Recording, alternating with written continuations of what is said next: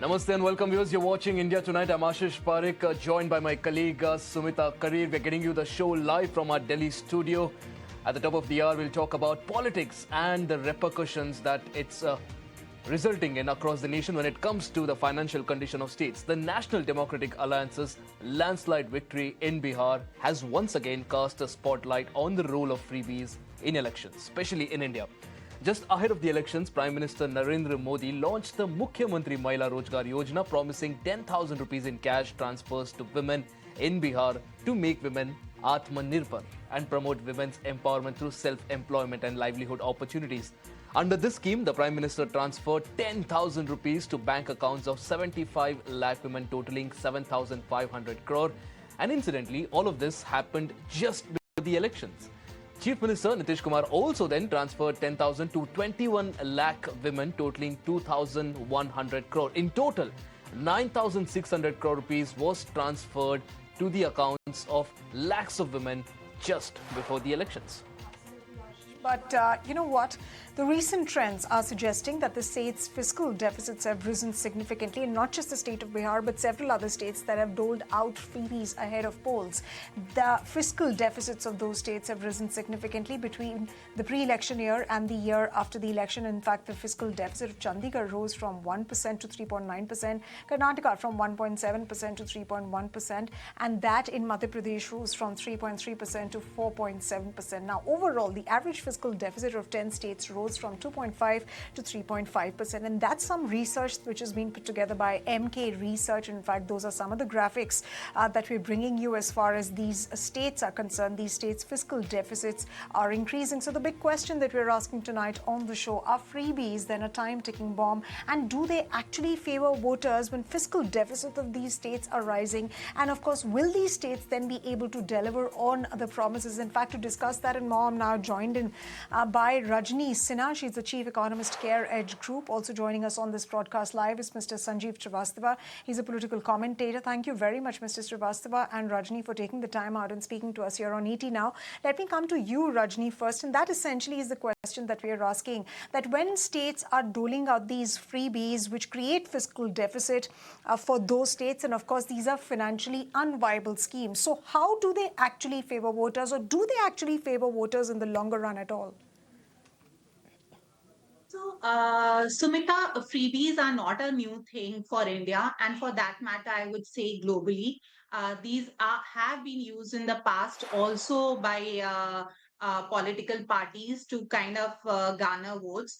Now, if I look at the fiscal implication of this, yes, it is concerning because it's happening at a time when, anyways, state government finances are not in a very good shape.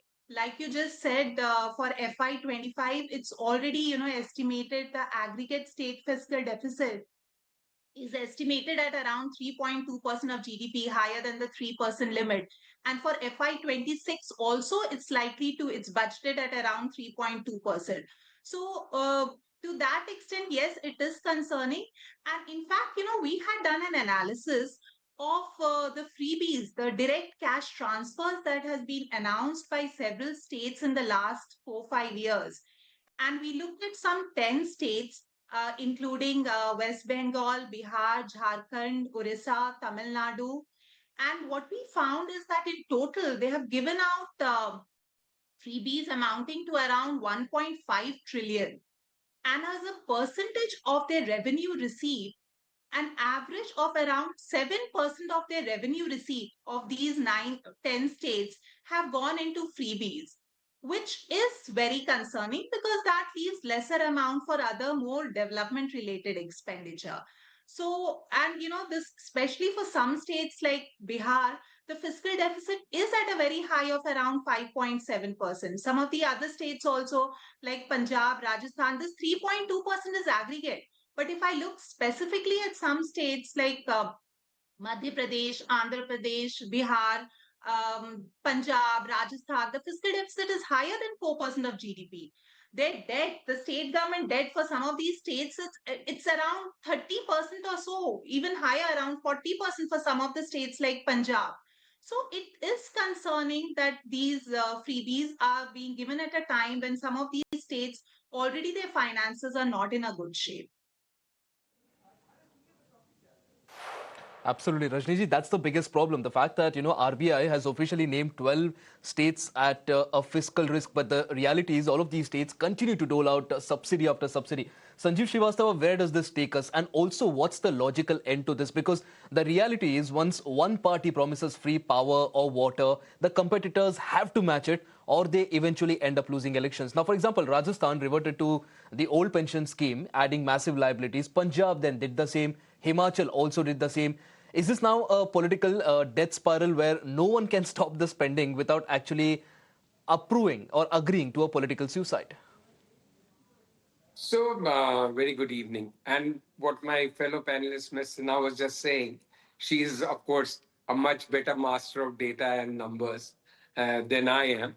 But what is very clear is that we had this scenario till a couple of years back, I think, when the Prime Minister himself was against the Revdi culture and he went to town talking about it, that how it is going to be so detrimental to Indian economy.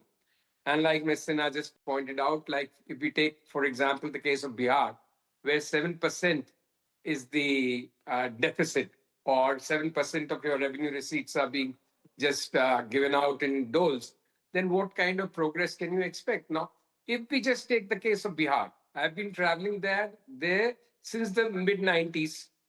So since the mid 90s to 25, about 35 years of travel, every election I go there. This time also. So one saw a lot of progress there between 2005 and 15 in Nitish's first 10 years as chief minister. And the last 10 years, again, it's the same story. Per capita is stagnating. Freebies are ruling the roost. And this kind of freebies is precisely the reason because this money should have been rightfully spent on development projects, infrastructure, things which should have had a cascading effect or a multiplier effect on the economy, created more jobs, created a better sense of well being, better economy, better fiscal health. But that's not happening because you have a limited pie. If you spend it on freebies, then where do you go? And that is precisely the reason, as one of my friends and fellow travelers on these election trips, well-known global investor and thinker Ruchir Sharma, continuously points out and has recently written also in FT that that's why India can only think or we can only be feel good about sometime somewhere doing something like a China. But China had ruthless capitalism. During the decades where it hit 9-10% growth, there was no freebie culture. And that is why we are forever consigned to this 5.5, 6.5% kind of terrain or somewhere in between.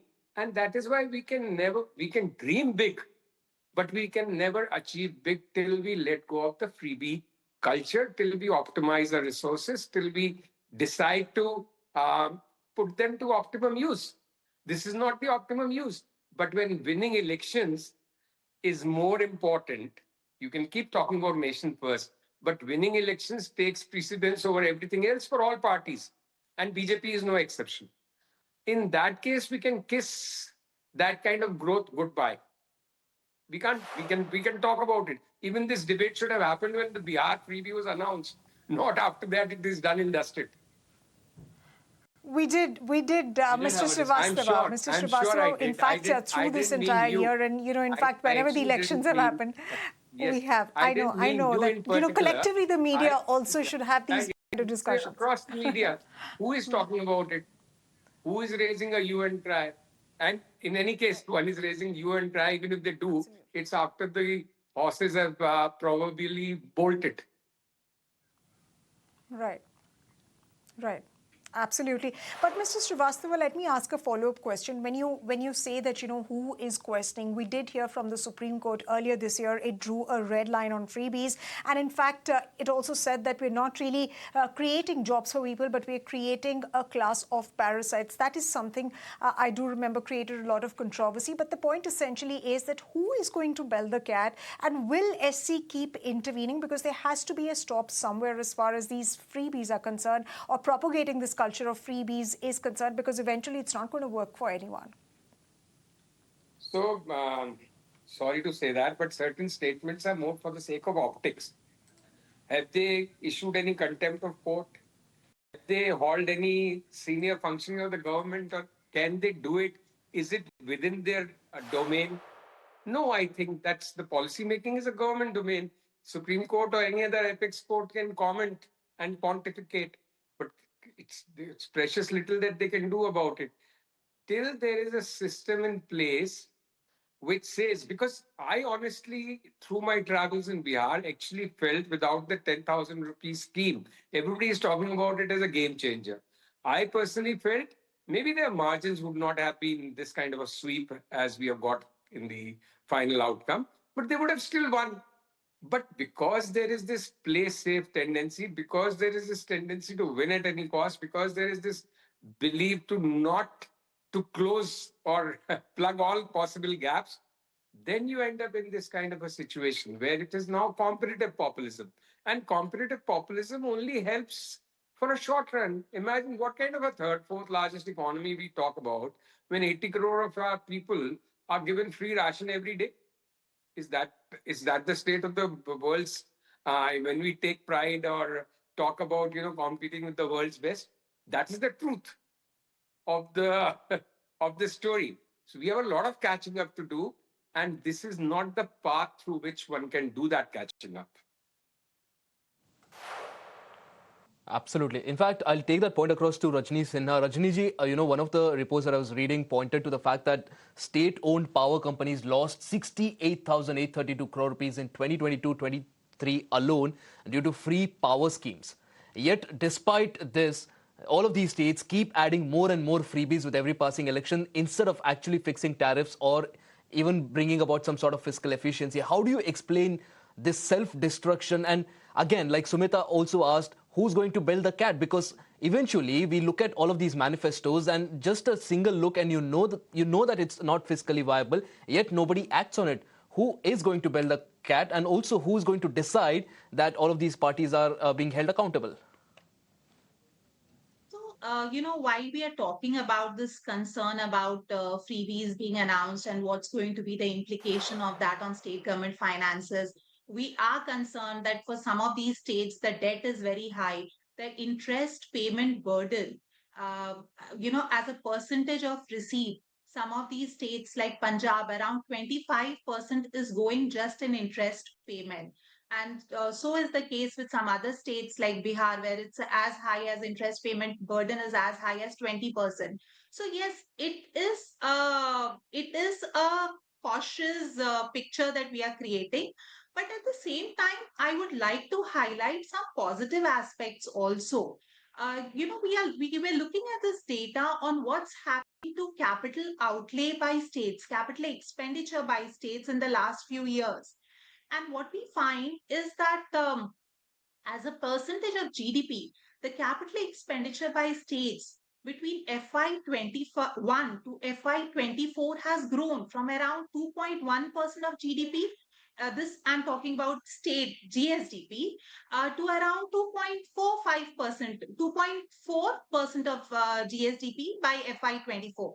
So the point I'm highlighting is that it's not a very dismal picture completely. States are focusing on capital outlay also.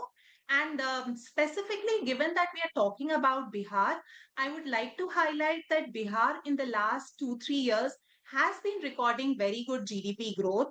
Now you can, debate and argue that it's on a low base, but yes, the point is that they have been recording GDP growth of around 8 to 12%. And interestingly, there is good capex happening in the economy. In fact, I was looking at the CMI data on investment projects completed in FY25 and what's the status in FY26. And we find that the of all the investment projects completed in India, Bihar had a share of around 5.8%, as against, say, 1.8%, which they had 5 years back. So, the point that I'm trying to highlight is that capital expenditure in Bihar is also improving. And this, when I'm talking about capital expenditure, it's mainly going in infrastructure projects. And it is supported by center, state, and by private parties too. So Even while we are concerned about these freebies, let's also make a note that everything is not a very gloomy picture. States are also spending on capex, though not at the rate at which, ideally we would like to see. A quick follow-up question there, Rajni ji. Of course, you're talking about the fact that the states are definitely spending when it comes to capex, and there is a lot of growth happening as well. But the reality is, between 2013 and 14, between 2013, 14, and 22, 23, the combined state debt has tripled from 17.5 lakh crore to 59.6 lakh crore. This year alone, 19 states have crossed 30% debt to GSDP. How do you reverse this debt spiral? Because the reality is, like Sumita also pointed out, the Supreme Court itself has come out and pointed out that we are creating a class of parasites. RBI also has given a warning about how this entire subsidy freebie culture is just unsustainable. The reality is, at the end of the day, regardless of what they are spending, they are accumulating a lot of unproductive debt, which at the end of the day, it will be for the voters to bear. Yeah, absolutely. Ashish, I agree with the point that you're highlighting. If I look at an aggregate level, state debt has increased to around 29% of GSDP, which is concerning. And like I mentioned, around 20% of their revenue receipt is going into interest payment, which shows that there's very little left for other expenditure. And again, if I look at the kind of outgo that is going for non-development expenditure, that has also increased. Like I mentioned, for some of these states, these 9, 10 states that have announced freebies in the last 4, 5 years, the average outgo for them is around 7% of their revenue receipt. Say for Bihar, right now, the freebies that they have announced, it would amount to around 10% of their revenue receipt. So yes, there is no denying that yes, this aspect is concerning, and it is going to put pressure on overall general government debt. So even if the center continues to do fiscal consolidation, and in fact we are expecting that center will be able to reduce government debt going forward in the next 5 to 10 years, but yes, there will be pressure on state government debts, and that is concerned. Rajni, then let me ask you a follow-up question. So at what point is a state technically bankrupt? Because if you look at some data, for instance, in Punjab alone, power subsidies have cost 6,700 crores annually, with free agriculture power adding another potential 14,337 crores. Rajasthan, Andhra Pradesh and West Bengal each spent over 20% of revenue on subsidies. So, yes, Sumita, absolutely. For Rajni, could some you of answer these that? states, some of these states, like you mentioned, say for Punjab, Rajasthan, for that matter, even Bihar, the government finances are in a very difficult shape. And going forward, this is going to put further pressure. Like I said, the debt is increasing. For Punjab, it's as high as 40% of their GSDP. So that kind of interest payment is going to go out of their coffers. So it's definitely going to put pressure. And yes, the concerning aspect is that we don't know where is the end to this. Because what has been happening is that looking at few states doing it, we are expecting that it's quite possible that more and more states will emulate something like this going forward. So yes, this will definitely put a lot of pressure on state government finances, and we don't know how high can the fiscal deficit for some of these states go in that case. Absolutely. In fact, a quick follow-up question there. Let's in fact go across to Mr. Srivastava. Mr. Srivastava, a lot of the states' own tax revenue is stuck at 7% of the GSTP. This is exactly where it was a decade ago. Yet expenditure keeps rising. This, in fact, the problem is this is not just a cyclical issue; it's a structural failure when it comes to the way these states are managing their finances. Shouldn't political campaigns in a way focus on why can't we grow revenue faster? Shouldn't voters look at all of these factors in a manifesto instead of actually looking at who's giving us the most money? Because at the end of the day, like Rajniji is also pointing out, it is going to lead us to a point where it's going to be a point of no return. What do we do then? Because no state on its own is going to be able to bail out the country. So, since we are discussing Bihar in such detail, and I'm thankful to Rajni Sinha for showing us the other side of the picture. I'm a great believer in seeing both sides. And I also appreciate the fact that in a country where we have such a large number of poor, it's it's it's really not possible, and it's not proper also to completely rubbish freebies of things like free ration. Having said that, let's take the case of Bihar. Just the interest burden of what their current state of debt is comes to upwards of 60 crores per day. Imagine 60 crores, more than 60 crores per day. Uh, their per capita income of an average Bihari is less than 70,000 rupees per year, which is, and if you compare that to Telangana, which is upwards of 2 lakhs, you see, there's a gap of 70-30 gap. So while you can't blame the people to expect freebies, don't expect the voter who is in any case so poor or a majority constituents of such poor people or needy people to expect them to take the lead and ask the political parties not to give them those. It's for the political parties to focus their priorities right. How to improve the living conditions, how to get better industry, how to boost economy of a state, so that these conditions over a period of time change, wherein one sees no focus in that. And that is the Absolutely. truth of the matter, because it's now Bihar has proven it's a very easy fix. You just a few weeks before the elections announced a big cash transfer scheme, and thanks to Aadhaar, it will be done very speedily, and there'll be no middleman. That's the thankfully some saving grace in this entire setup, and your deed is Right. done.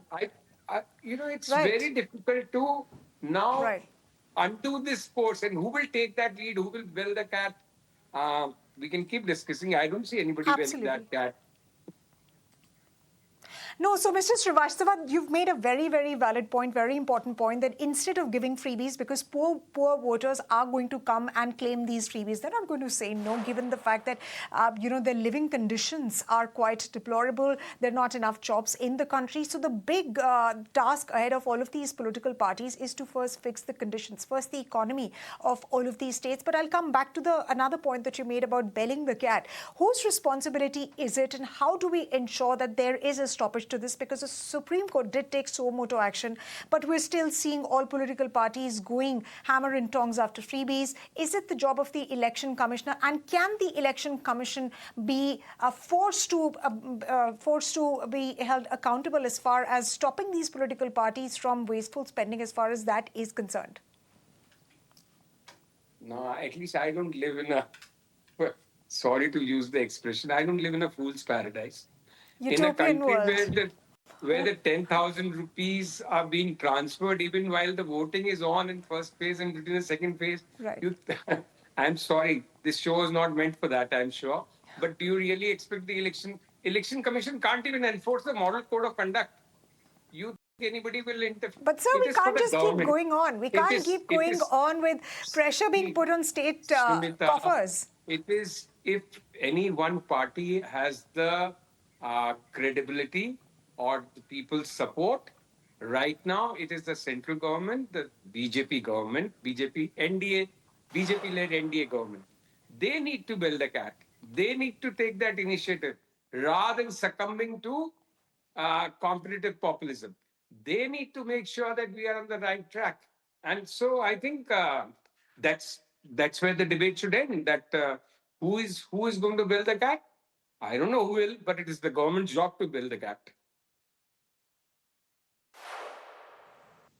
Absolutely, Mr. Srivastava, that's the biggest question here. Who's going to build the cat? The problem is, we live in a nation where it's extremely opportunistic, and it's also extremely Because subjective as to what winning is considered elections a is the welfare. most On one hand, important thing. on one hand, while the Prime Minister calls something a revdi, on the other hand, someone else calls it a khatakat scheme. So the problem is everyone tries to justify what they're trying to do without actually, focusing on the real issue. And we'll, of course, keep talking about it. There are many more elections lined up, and I'm pretty sure there are many more such announcements, freebies, subsidies also lined up, which will drain our coffers, state coffers of a lot of money. And I think, Ashish, just like On the issue of pollution, we keep doing discussions, we keep outraging. We will continue to do these panel discussions on freebies and how these are, sort of putting pressure on the state's coffers. Absolutely. We'll, of course, see if it actually leads to anything. But meanwhile, Rajni Sinha and Sanjeev Srivastava, it's an absolute pleasure speaking to you. And, of course, understanding more about this fiscal suicide, as we call it, when it comes to freebies that are announced just before the elections. And viewers, on that note, it's time for a short break. Don't go anywhere. We'll be right back.